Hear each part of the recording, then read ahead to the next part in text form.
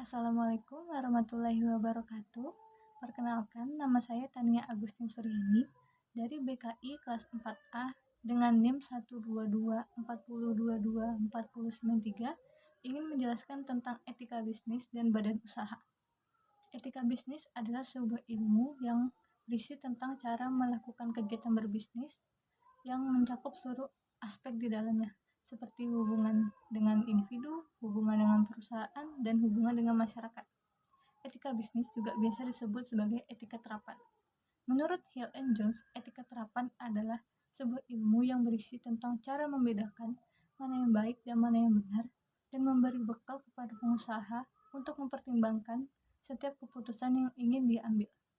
Etika bisnis bertujuan untuk mendorong kesadaran moral dan memberi batasan pada pebisnis untuk tetap berada di jalan yang benar dan tidak melenceng. Ada 5 prinsip etika bisnis, yaitu 1. Kejujuran. Jujur adalah hal yang paling mendasar dan merupakan kunci kesuksesan jika ingin memulai suatu bisnis. Jika tidak ada jujur dari awal, maka dipastikan bisnis tersebut tidak akan berjalan dengan lancar. Yang kedua, keadilan. Setiap orang yang ada di dalam perusahaan tersebut harus memiliki hak dan tujuan yang sama untuk menyukseskan perusahaan tersebut. Yang ketiga, otonomi. Perusahaan harus bisa mengambil keputusan secara tepat dan adil dan mempertanggungjawabkan keputusan tersebut. Yang keempat, integritas moral. Orang dalam perusahaan tersebut harus menjaga nama baik perusahaan agar tidak dicap jelek di luar sana. Yang kelima, loyalitas. Loyalitas ini berarti harus bisa bersikap profesional dan berpegang teguh pada visi dan misi yang sudah ada dari awal.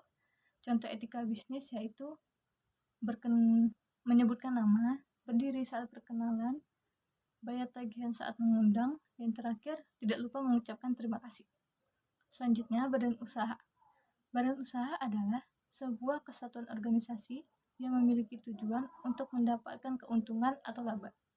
Perbedaan badan usaha dengan perusahaan yaitu perusahaan adalah tempat yang didirikan untuk melakukan proses produksi, sedangkan badan usaha adalah lembaga yang didirikan untuk mendapatkan keuntungan.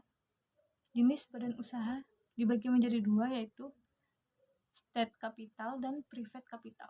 State capital adalah badan usaha yang sebagian atau keseluruhan modalnya dikelola oleh negara. Badan usaha ini terbagi menjadi dua, yaitu BUMN yang modalnya dikelola oleh pemerintah pusat dan BUMD yang dikelola oleh pemerintah daerah. Berdasarkan Undang-Undang RI Nomor 19 Tahun 2003, BUMN merupakan pelaku ekonomi dalam sistem perekonomian nasional, diikuti oleh BUMS dan koperasi. Fungsi BUMN yaitu sebagai penyedia barang atau jasa yang tidak disediakan oleh pihak swasta, lalu sebagai pembuka lapangan kerja dan penghasil devisa negara. Sedangkan private capital adalah usaha yang sebagian atau keseluruhan modalnya dikelola oleh pihak swasta. Pihak swasta ini terbagi menjadi beberapa, yaitu 1.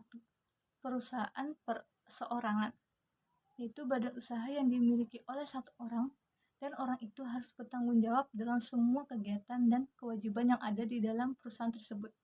Yang kedua, CV.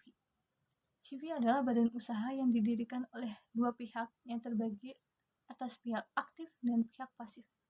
Pihak aktif adalah pihak yang berperan sebagai penyelenggara perusahaan tersebut. Pihak pasif adalah pemberi modal. Ciri dan sifat CV yaitu sulit menarik modal yang sudah disetorkan. Yang kedua, relatif mudah didirikan. Yang ketiga, mudah mendapatkan kredit pinjaman. Yang ketiga, firma. Firma yaitu badan usaha yang didirikan oleh beberapa orang dengan memakai satu nama untuk kepentingan bersama. Yang keempat, PT. PT adalah badan usaha berbadan hukum yang terdiri dari pemegang saham yang bertanggung jawab terbatas sebesar modal yang ia setorkan saja. Ciri dan sifat PT ini yaitu tidak melibatkan harta pribadi, dapat dipimpin oleh orang di luar perusahaan, dan dapat dipindah tangankan. Yang kelima, waralaba. Waralaba itu bentuk kerjasama antara pemilik produk dengan pihak lain. Kerjasama itu diantaranya melimpahkan izin penggunaan merek produk, pengolahan produk tanpa mengubah ciri khas produk itu, hingga sistem operasionalnya.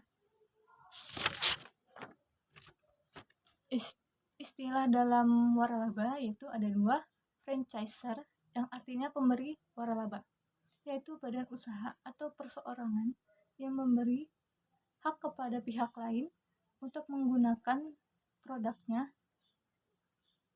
Lalu yang kedua, franchisee yang artinya penerima laba, yaitu badan usaha atau perseorangan yang diberikan hak oleh pihak lain untuk menggunakan produk tersebut yang dimiliki oleh pemilik wiralaba sebelumnya. Mungkin itu saja dari saya, kurang lebihnya mohon maaf. Terima kasih, saya akhiri. Wabillahi taufiq wal hidayah. Wassalamualaikum warahmatullahi wabarakatuh.